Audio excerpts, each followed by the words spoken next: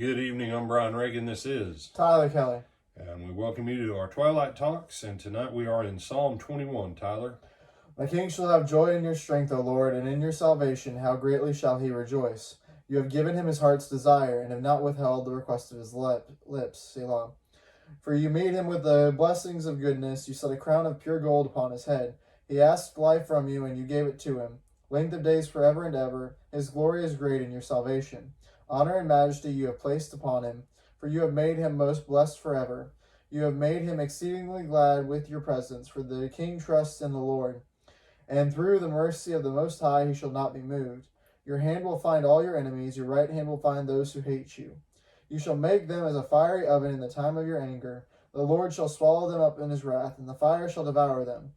Their offspring you shall destroy from the earth, and their descendants from among the sons of men. For they intended evil against you. They devised a plot which they are not able to perform. Therefore you will make them turn their back. You will make ready your arrows on your string toward their faces. Be exalted, O Lord, in your own strength. We will sing and praise your power. All right. So obviously this is one of the kingly psalms.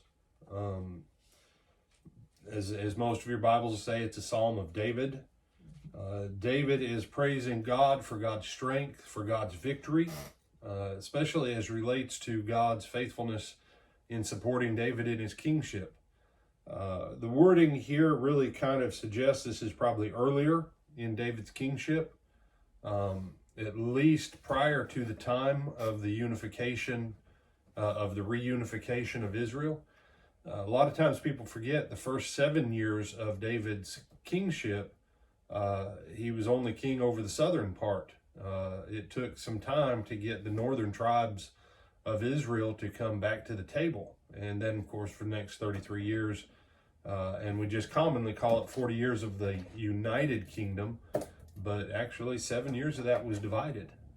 But these victories that David is looking at, David, for the most part, really tried not to go after the northern 10 tribes, which again is why I say early on, because later on, once David becomes settled in Jerusalem, David won't go to war.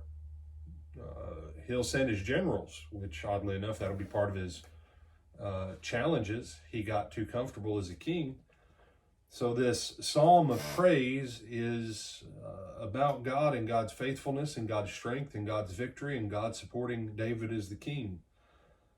So do you have anything you want to add to it, Tyler? No, sir. All right. With that, I'm Brian Reagan. This is Tyler Kelly. And we bid you good evening.